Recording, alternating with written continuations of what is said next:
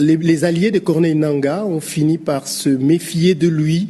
On parle que le Rwanda l'a lâché.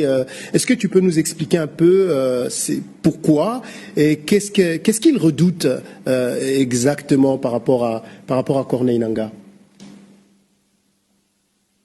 Les experts expliquent, Marius, que le Rwanda et ses alliés ont vu en Corneille Nangaa un partenaire utile au départ, mais rapidement devenu encombrant. Au début, il servait à donner un visage congolais au projet de l'AFC M23, à camoufler l'ingérence étrangère derrière une figure nationale connue.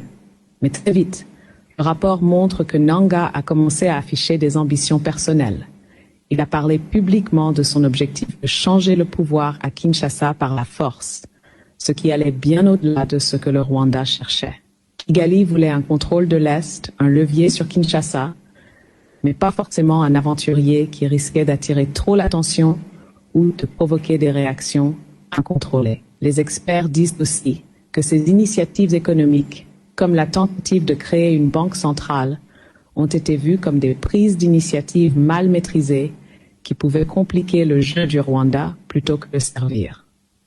En résumé, ils redoutaient que Nangaa échappe à leur contrôle, se transforme en électron libre et finissent par gêner plus qu'ils ne servent leur stratégie. Alors maintenant qu'ils ont vu ça de Corneille Nangaa, quelle pourrait être la suite de cette collaboration entre Corneille Nangaa et le Rwanda qui sont censés le soutenir? Donc quel rôle il va jouer s'il ne bénéficie plus du soutien du Rwanda? Il va devenir quoi? Le rapport Marius laisse entrevoir que Corneille Nangaa est désormais dans une position très fragile. Sans le soutien actif du Rwanda, il perd ce qui faisait sa force principale, le levier militaire, la protection diplomatique et la crédibilité que son alliance avec Kigali lui offrait au sein de la rébellion. Il se retrouve donc isolé, à la merci des rapports de force sur le terrain. Les experts évoquent que son rôle pourrait se limiter à celui d'une figure symbolique, sans réel pouvoir, utilisée ponctuellement pour des discours, mais tenu à l'écart des vraies décisions stratégiques. Il y a aussi le risque qu'il devienne un boulet pour le M23 et le Rwanda, un homme à qui on tourne le dos, voire qu'on écarte discrètement pour éviter qu'il ne devienne gênant. En clair, si Corneille Nangaa ne parvient pas à se reconstruire un soutien solide, il pourrait simplement disparaître des premières lignes et son projet politique avec lui. Et ce soutien solide dont tu parles, où est-ce que Corneille Nangaa pourrait éventuellement trouver ça? Est-ce que c'est avec Joseph Kabila? Est-ce en négociant avec Kinshasa? Où est-ce qu'il peut trouver ce genre de soutien solide au cas où il venait à être lâché par le Rwanda?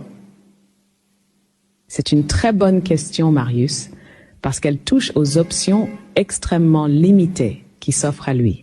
Le rapport ne mentionne pas de lien direct avec Joseph Kabila, et sur le terrain politique, il faut bien dire que l'espace pour Corneille Nangaa est étroit.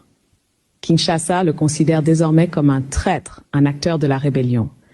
Difficile d'imaginer un retour par la négociation sans conditions très humiliantes ou sans désaveu total du M23. Du côté des anciens réseaux kabylistes, ce serait aussi compliqué. Ils savent que s'associer à Nangaa aujourd'hui, c'est se rapprocher d'un personnage brûlé aux yeux de l'opinion publique et des acteurs internationaux. S'ils cherchent un soutien solide, ce serait peut-être en tentant de se repositionner comme un médiateur autoproclamé ou en essayant de rallier des chefs locaux ou des groupes armés marginaux. Mais ce serait un pari très risqué et peu crédible, car son image est désormais très entachée. En réalité, Marius, sans le parapluie du Rwanda, Corneille Nangaa a très peu de cartes entre ses mains.